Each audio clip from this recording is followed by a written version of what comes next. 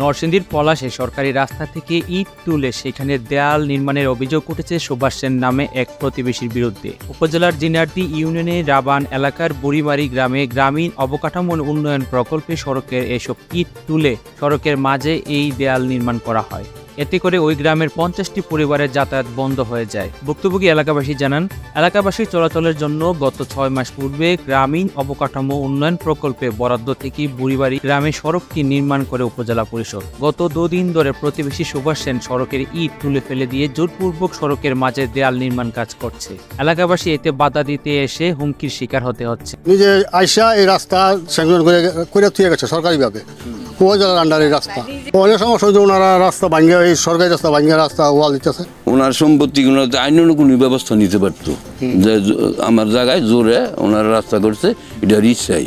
কিন্তু এইভাবে যে কাজটা করছে এটা আমার দৃষ্টিতে সম্পূর্ণ বেআইনি। এখন ওই রাস্তার মাঝখানে কেন বা কিভাবে তারা ওয়াল দিতেছে এটা তো আসলে আমি কিছু অবগত না, এবং আমি মনে করি যেটা করছে এটা আসলে বেআইনি করছে। অভিযুক্ত সুভাষ সেনের সাথে যোগাযোগ করলে তিনি জানান সড়কের জমি তার নিচের, তাই তিনি সেখান থেকে আগের তৈরি রাস্তার ইট তুলে নতুন করে দেয়াল নির্মাণ করছেন। এ ব্যাপারে পলাশ উপজেলা নির্বাহী অফিসার মাসফিকা হোসেন জানান, সরকারিভাবে কোনো রাস্তা নির্মাণ হলে সেখানে কেউ জমির মালিক থাকলেও তিনি রাস্তায় প্রতিবন্ধকতা তৈরি করতে পারে না।